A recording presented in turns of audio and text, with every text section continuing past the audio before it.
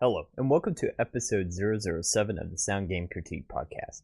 I'm your host, Jesse James, and joining me as always is Todd Woodmansee.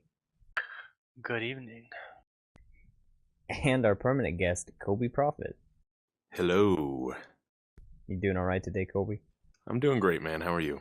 Hey, man, fantastic. Fantastically well. Well, good. What about you, Todd? I'm good. I have pizza. Mega pepperonis on there, I'm guessing? Mega pepperoni. Ah, man, I'm good. It's got like pepperoni on top, and then cheese, and then another layer of pepperoni. Oh man, it's like pepperoni goodness. Oh, God, that reminds me of that pizza that we used to make, that no-carb pizza. You remember that, Jess? Oh, man. I never got to try that because you guys were pretentious about it. Oh, dude, it was like, well, okay, it was like a meal for two, and it cost like $80 to make. What was it, rice flour? It was soy flour, and the dough was basically made out of like, I think it was 3 pounds of cheese, and then oh my God. a bunch of meat, a bunch of pork, and like all sorts of stuff stacked up like 6 inches deep. It was amazing. 6 all that deep. in a cheesecake pan. Good times. Good times, yeah. All right, Alton Brown. Today we have quite a bit of news from Nintendo side of things, starting off with their announcement, the long and waited for and much anticipated Majora's Mask for the 3DS. It finally got announced. Everyone can finally shut the fuck up about it.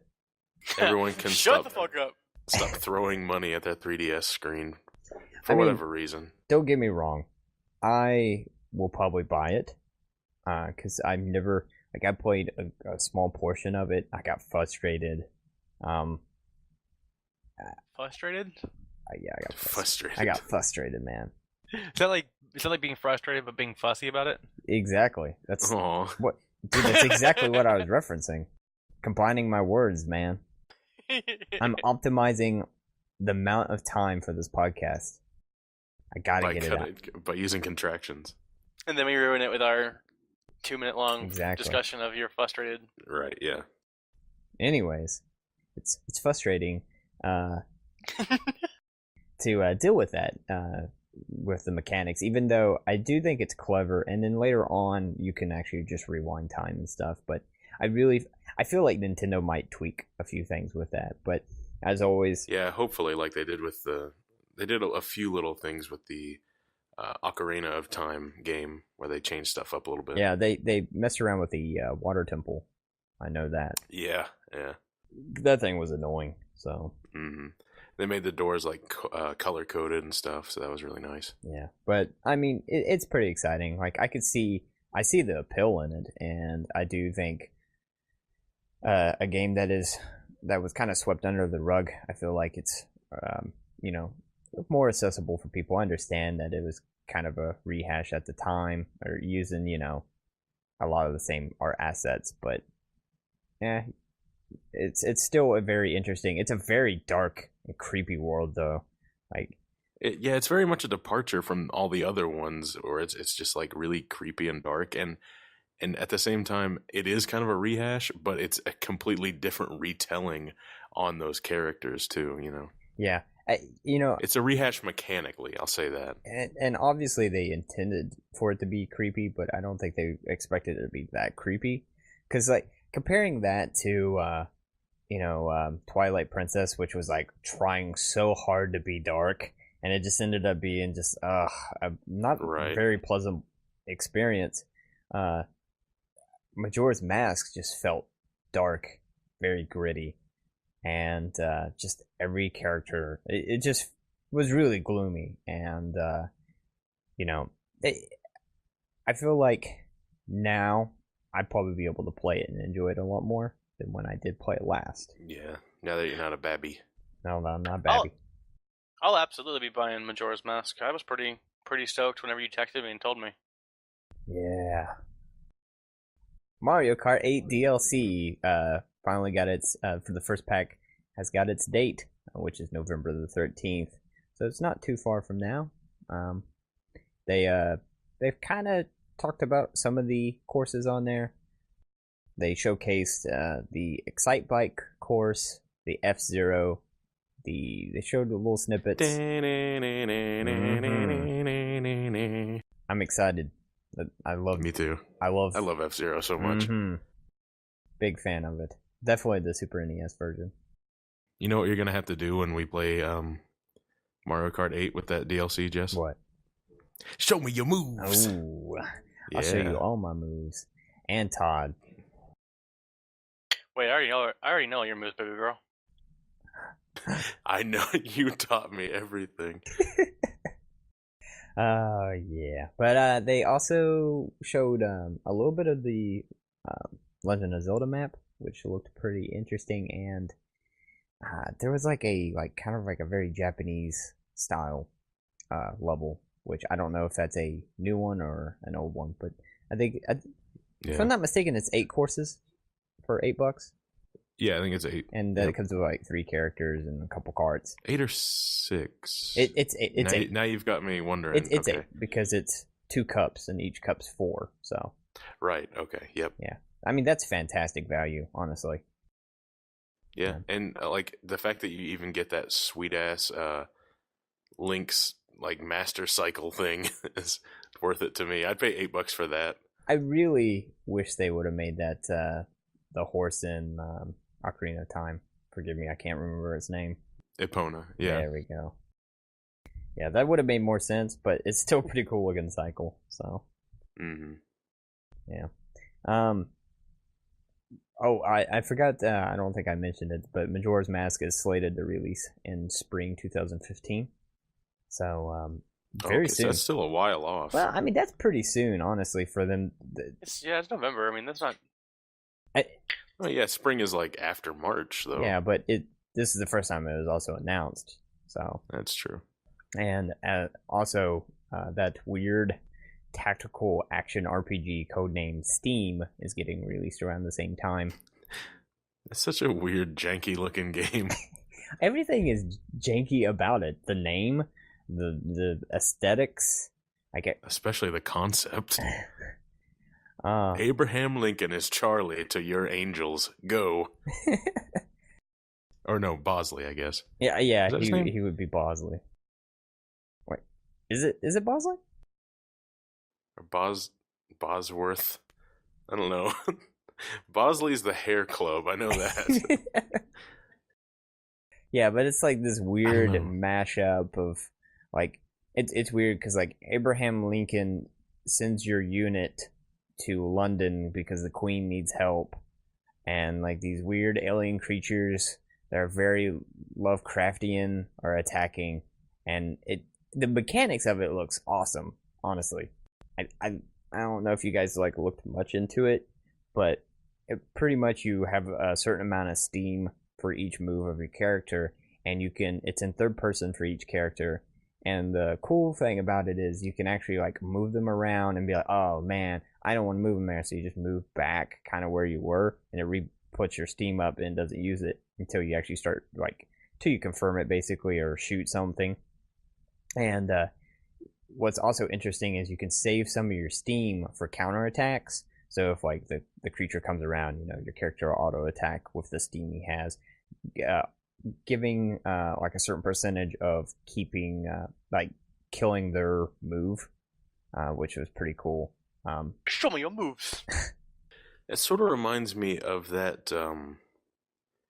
I can't remember it now. It's a PS3 game, and it was very Japanesey, and you ran around, and you could it was all shooter based. It was third person shooter. Valkyrie Chronicles. But it was no, but it was that would be sort of like the same thing though. Actually, now that you say that, Valkyria Chronicles or anything like that. That's a good game, by the way. If you haven't played it, no, never played it. It seems really Gibby, honestly, but it is really good. Oh, Gibby. Mm-hmm. So frustrating. It is frustrating though. But yeah, the art isn't the best. The first time I saw it, I was really like, this looks horrible. The second time I seen it, I felt a little bit more open to it, but it's ugly. But also, it is a 3DS game.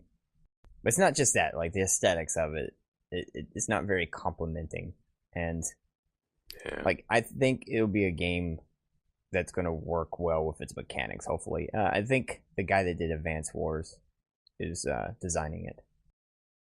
So, which that was a good game too. So speaking of turn-based stuff, let's hopefully that turns out really well because that's a new IP and we need new IPs.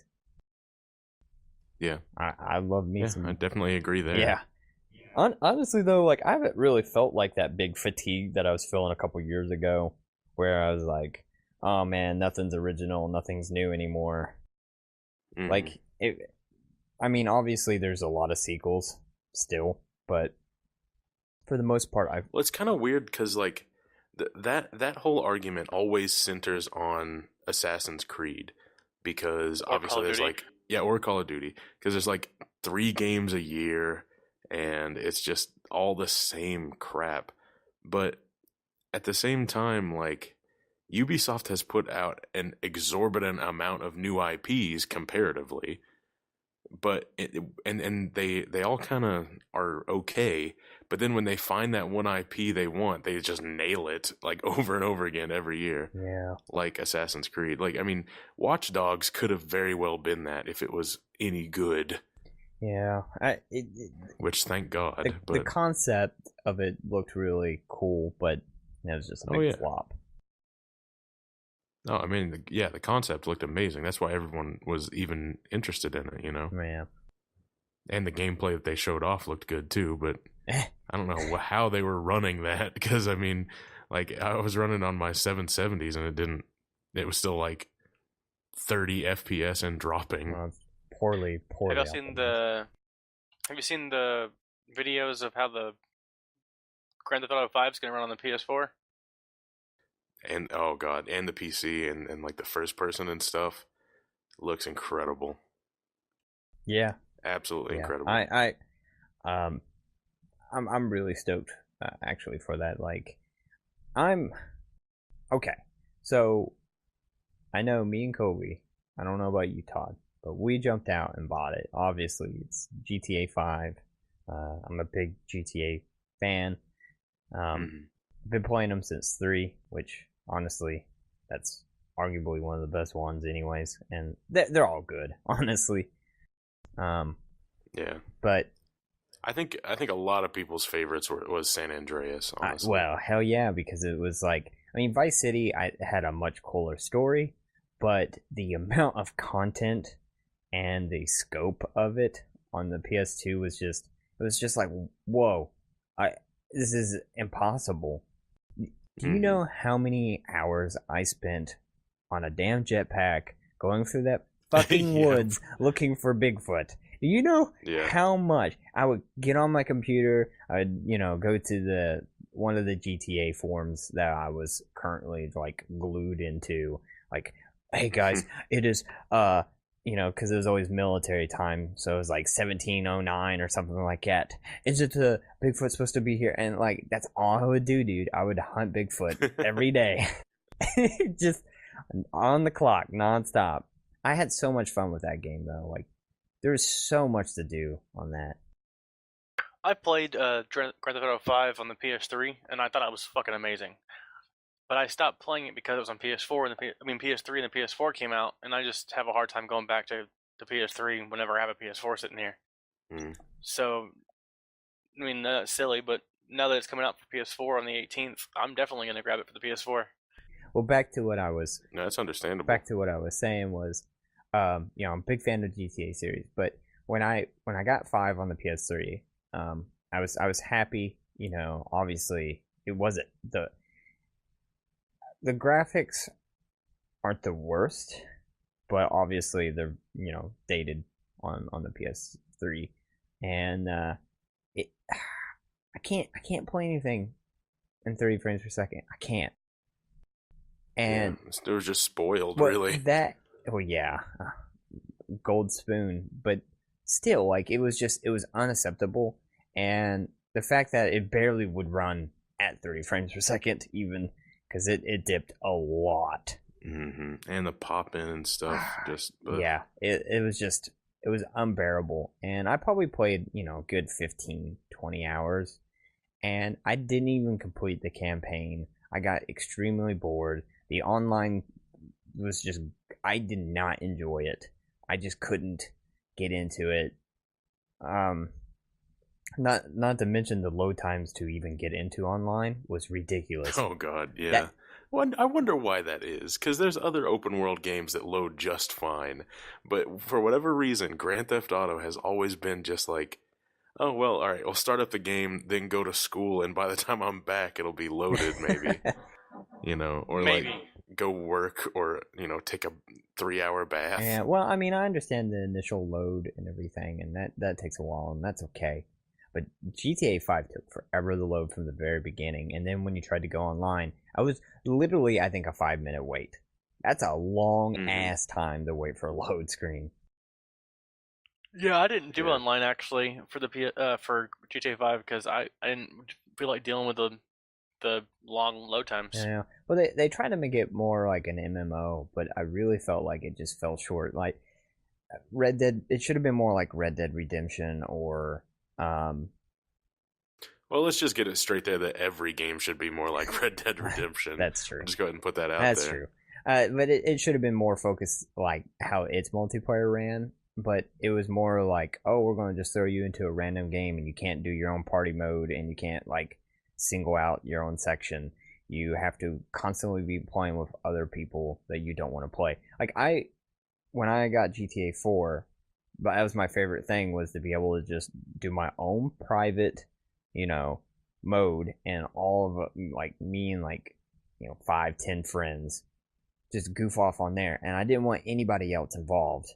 And now it's like you're forced to play with assholes who will search you down, kill you, and just be relentless. And it's just, after a while, it's like, this is kind of boring. And yeah, I don't know. Like, I didn't really enjoy the story as much, and the heist wasn't as impressive as they were playing it off to be. And so, like, I just was like, I'm done. I can't handle. I will say that the heists were probably the best part of the game. Yeah, though, but they were honestly. playing it off to be a lot more deep. Mhm. But now I will say this though, like I'm really interested in it again for the PC. Oh yeah, And maybe they'll change some of that stuff with the multiplayer on the PC and stuff. yeah, hopefully. Have server browsers, or at least somebody in the community will mod it or something. Yeah. And that first person mode though, that's just gonna be fun. Like, I don't know if I'm gonna. It looks so good. I don't know if that will be me playing the whole entire time in that mode. If I could set the FOV, further back, like I'm playing Quake or something, then I'll be happy. But if I'm like really zoomed in, then I probably won't even do the first person. I can go ahead and tell you that I'm always going to be driving in that mode. I love first person driving. I do too. That's gonna be fun. That's gonna be fun. I think it's gonna liven it up a little bit. But that's it for today's news. Let's what games are you guys playing right now? Let's start with you, Todd. You playing any games here lately? Anything new? Well, I sadly have to admit that I did purchase the new Call of Duty, and I've been playing that. Hey, you own up to that. It's actually pretty good. You bought it. You own up to it. No. I feel so much shame. It's ridiculous. Oh, there's nothing wrong with it. So shame. Did you press F to mourn? Or E or it's X. Oh yeah, you're playing it on PS4. Press X to mourn. Did you see that, Colby? No, I didn't. I walked around for a little bit and I was like, I don't want to mourn. I'm gonna be strong. At one point, you're at a Todd. You'd probably be better off to address this. What? Fuck it. Pretty much you're at a funeral, and it's a military funeral because it's a military shooter, and like on PC, I think it's E or F. But you press, it pops up on the screen. Yes, it pops up on the screen. Press X to mourn. It's like, that's awesome. yeah, you actually have to push a button to mourn. It's pretty obnoxious, Good and you Lord. can't. You have to, like, Yeah. you can't not. You can't progress on. You can walk around this area like for hours, but you can't move on until you press. You have to F mourn. That's what we need to name the new channel. Press F to mourn. Oh my god, that's actually pretty cool. Yeah. Anything else? Talk about the new mechanic. Like, talk about the exoskeletons or whatever the hell they're called in the game. Well, something that I like about it in the multiplayer is that it kind of removes the need and the constant grenade throwing. Like, I can actually run through an area and there's not random grenades just blowing up everywhere. You can, and then if you do get a grenade in front of you, you can, if you're aware of it, you can dodge away from it really quick.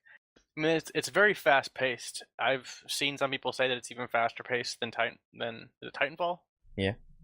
Wow, really? I never actually played Titanfall, but I've seen people say that it's much more fast paced, and a lot of the major league gamers are actually having to really play, since it's quite a bit different than other ones in the aspect of movement and gameplay. You know, Call of Duty's always been a really fast I game. can see that.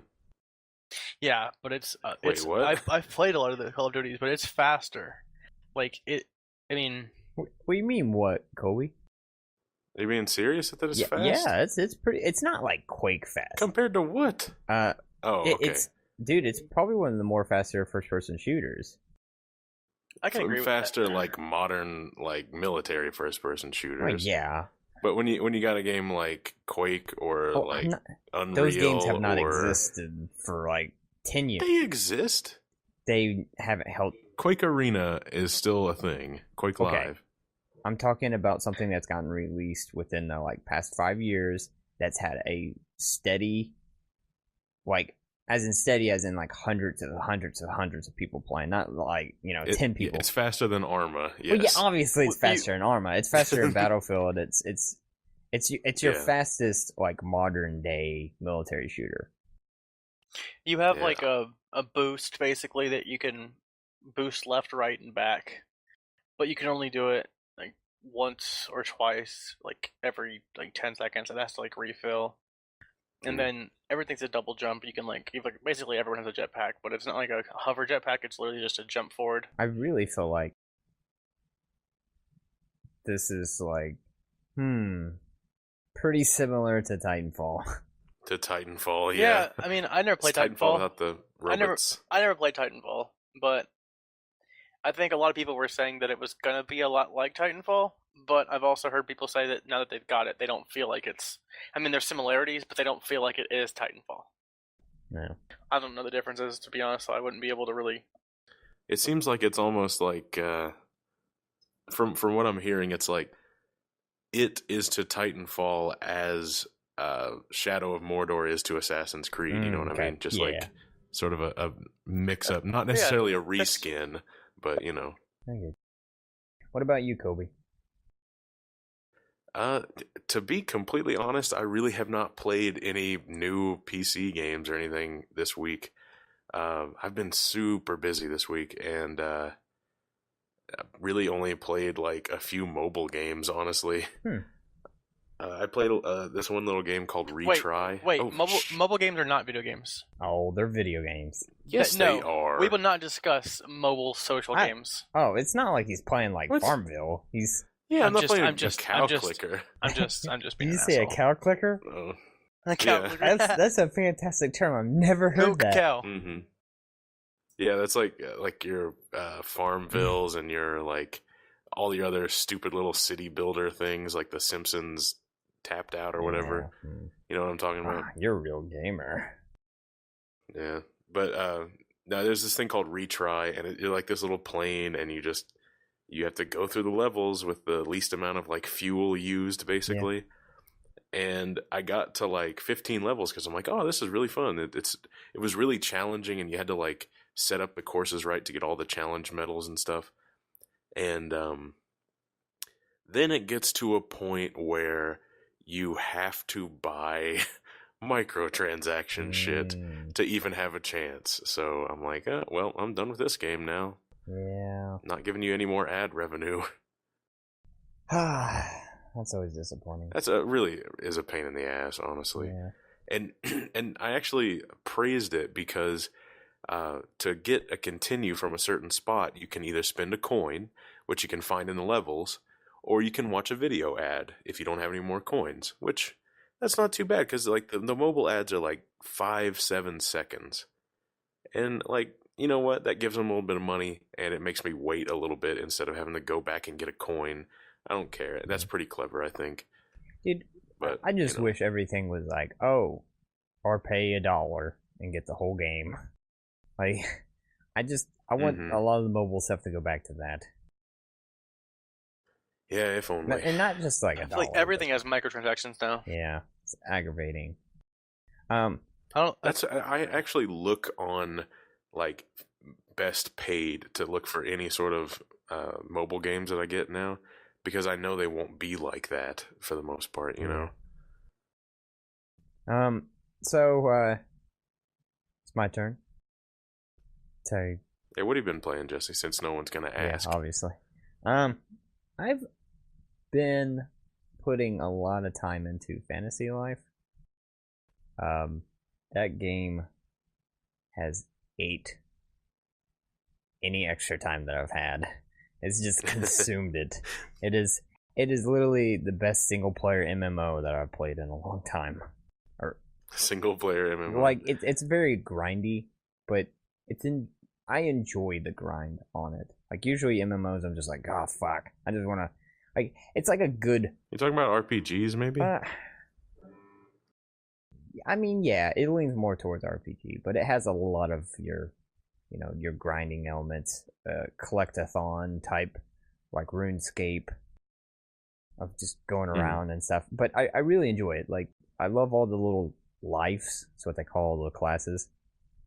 I really enjoy those. Like the angler is a really fun. Like the fishing mini game's really good in it.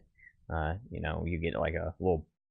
There's like, it's the fish's health bar. Then you got your stamina bar for like it's basically your magic bar anyways, but it's also your stamina for that. It constantly goes down when you're like holding down the A button. And then you also have like your line, like how much it contains its tension. And then every so often, once you get up to a certain point, the fish will go into a direction and you have to like press into that direction.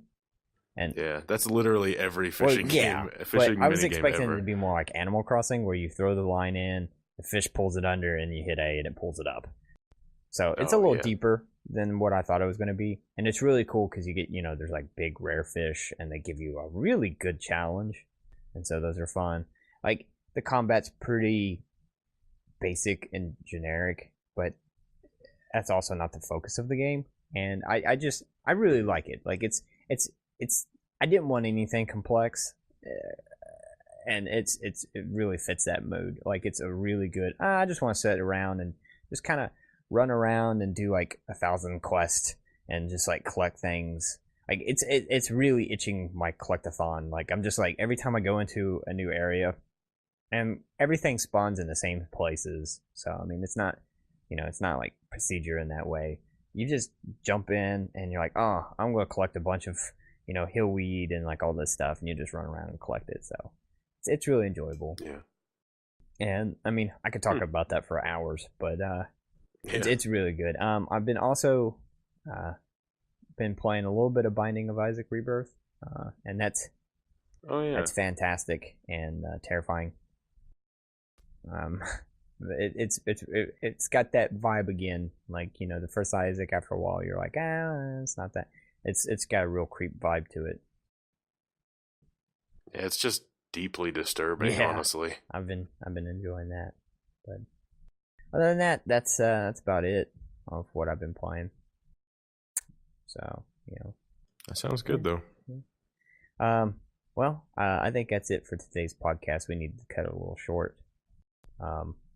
Colby, you can plug yourself in. Okay, well, you can find me at TechAmp on YouTube. It's YouTube/channel/TechAmp1. You can find me on Twitter at tech_amp or at my blog at techampmedia.com.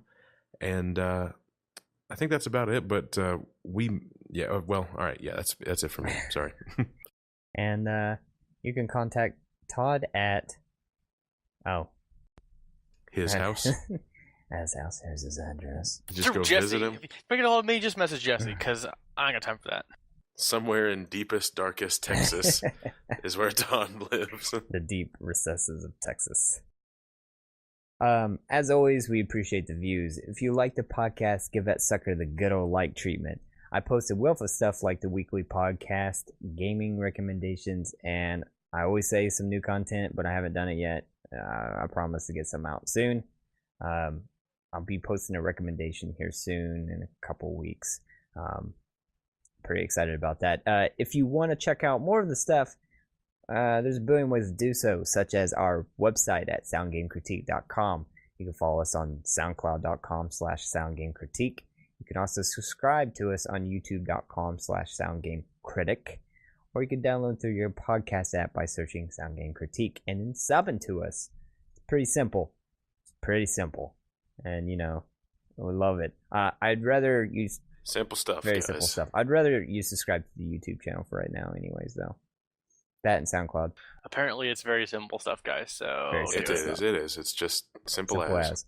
You can also follow me on Twitter. My handle is SoundGameCritic. And with that, remember, guys, play some games. Jesse signing off. Everybody signing off.